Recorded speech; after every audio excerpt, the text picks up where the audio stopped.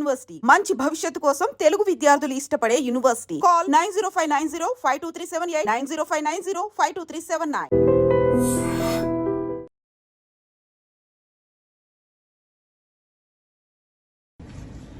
భారత్ మాతా key జై. పాకిస్తాన్ భారత్ల మధ్య జరుగుతున్నటువంటి వివాదాన్ని ప్రపంచ దేశాలన్నీ వీక్షిస్తున్నాయి. ఈ సమయంలో భారత్ తీసుకున్న నిర్ణయం ఈరోజు ఆపరేషన్ సింధూర్ పేరుతో ఉగ్రమూకలపై దాడి విజయం సాధించింది. భారత్ ఏంటేంటో పాకిస్తాన్కి చిన్న రుచి చూపించింది. ఇందుకు ఒక భారతీయుడిగా గర్విస్తున్నాము. ఈ సమయంలో పాకిస్తాన్పై యుద్ధం చేయడానికి భారత సైనికులు నిర్ణయం తీసుకోవడానికి నరేంద్ర మోడీ గారు ఉన్నారు. కానీ మనమేం చేయాలంటే భారతీయులందరూ కూడా ఐకమత్యంగా ఉన్నారు అని తెలియజేయాలి. కులాలకు మతాలకు లింగ భేదం లేకుండా ప్రతి ఒక్కరు కూడా జై హింద్ జై భారత్ అనే నినాదాన్ని మనం పాటించాలి. అదేవిధంగా మతాన్ని పక్కన పెట్టి ప్రార్థనా మందిరాల్లో ప్రతి ప్రార్థనా మందిరాల్లో కూడా భారత్ మాతాకి జై, జై హింద్ జై భారత్ అనే నినాదాన్ని మనం చేయాల్సిన అవసరం ఎంతగానో ఉంది. ప్రపంచ దేశాలన్నీ మన వైపు చూస్తున్నాయి. కాబట్టి మనం ఎలా ఉంటున్నాం అనేది మనం ఆత్మ పరిశీలన చేసుకోవాలి.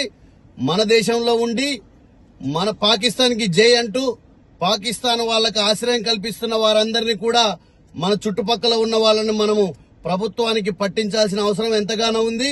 భారతీయులందరూ ఏకంగా ఉండి ఇలాంటి పోరాటాన్ని విజయవంతంగా చేయాలని చెప్పేసి కోరుకుంటున్నాం. జై హింద్ జై భారత్. భారత్ మాతాకి జై. జై శ్రీరామ్. జై శ్రీరామ్. జై శ్రీరామ్. జై శ్రీరామ్. జై హింద్ జై భారత్. పాకిస్తాన్ ఉగ్రవాదులను పెంచి పోషించడం ద్వారా మన భారతీయులు ఎంతో మంది ప్రాణాలను కోల్పోయారు. మన భారతీయ స్త్రీలు ఎంతో మంది వారి పసుపు కుంకుమను త్యాగం చేశారు. ఈ ఆపరేషన్ సింధూర్ ద్వారా మోడీ గారు తీసుకునే నిర్ణయం ద్వారా వారి ఆత్మకి శాంతి కలగాలని కోరుకుంటున్నాను. అలాగే మన భారత్ అంటే ఏదో ప్రపంచ దేశాలన్నిటికీ తెలిసేలా చేసినందుకు మోడీ గారికి ధన్యవాదాలు తెలుపుకుంటున్నాను. జై హింద్ జై భారత్. జై శ్రీరామ్. జై భారత్. పహల్గాం ఉగ్రవాద చర్య యావత్ దేశం ఖండించింది.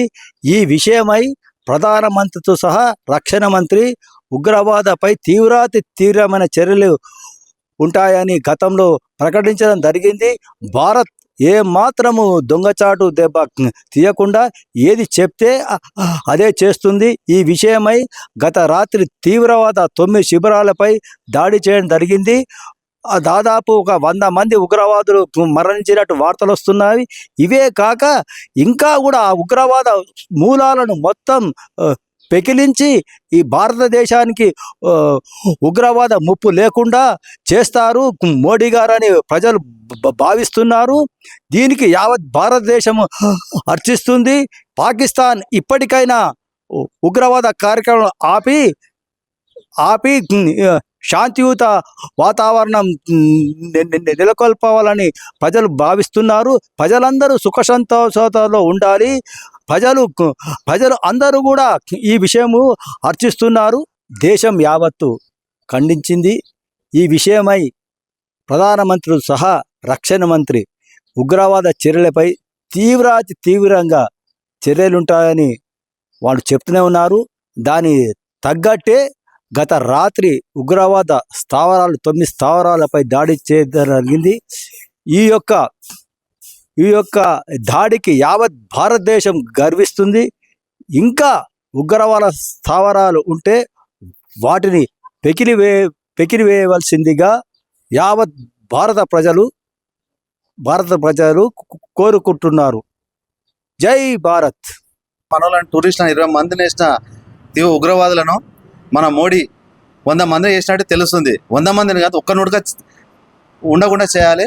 జై భారత్. పహల్గాం దాడిలో మా టూరిస్టులని 20 మందిని మట్టుబెట్టిన టెర్రరిస్టులని ఈరోజు రాత్రి మన రక్షణ శాఖ వాళ్ళ ఉగ్రవాద స్థావరాలపై దాడి చేసి 100 మందిని మట్టుబెట్టినట్టే మనకు అందుతున్న సమాచారము. ఇంతేకాకుండా ఉగ్రవాదము టెర్రరిస్ట్ అని లేకుండా మొత్తం పూర్తి కూకడు వెళ్తూ పీకివేయాలని మోడీని కానీ భారత సర్కార్ కానీ కోరుతున్నాను. జై హింద్, జై జవాన్, జై కిసాన్. నిజంగా ప్రస్తుతం ఉన్నటువంటి సమాజం దేనికి ప్రయారిటీ ఇస్తుంది? ఆర్థిక సంబంధాల చుట్టూ మాత్రమే తిరుగుతోంది. మళ్ళీ ఎన్నికలంగానే చాలా విరక్తి కలుగుతాం.